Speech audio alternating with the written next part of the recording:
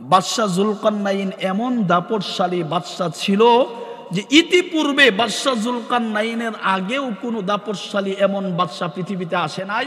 জুলকারনাইনের পরেও এমন পৃথিবীতে দাপটশালী বাদশাহ আসবে না।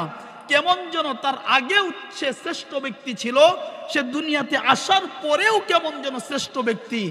এই কারণে আল্লাহ পাক তাকে জুলকারনাইন পৃথিবীর এক প্রান্ত থেকে আরেক প্রান্ত সফর করার যোগ্যতা দিয়েছিলেন বিদায় তাকে কেউ কেউ বাদশাহ জুলকারনাইন বলেছেন।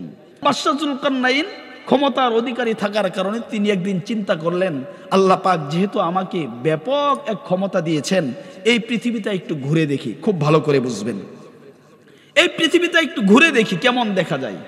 এই চিন্তা করে তিনি সর্বপ্রথম 3 জায়গায় তিনি সফর করেছিলেন। তার মধ্যে প্রথম সফর করেছিলেন তিনি পশ্চিম দিকে সফর করতে করতে এমন এক জায়গায় গিয়েছে যেই জায়গায় সূর্য অস্তমিত হয়। আমরা যদি কক্সবাজার যাই সেখানে দেখা যায় পানির মধ্যে সূর্য ডুবে। আসলে পানির মধ্যে সূর্য ডুবে না, আমাদের চোখের যে পাওয়ার যে পর্যন্ত যায় মনে হয় সেখানে সূর্য ডুবতেছে, মূলত পানির মধ্যে সূর্য ডুবে না। বাদশাহ জুলকারনাইন এমন জায়গায় গিয়েছেন যাইতে সত্যিকার অর্থে যেই জায়গায় সূর্য ডুবে সেই জায়গায় গিয়ে বাদশাহ জুলকারনাইন উপনীত হয়। সুবহানাল্লাহ বলেন।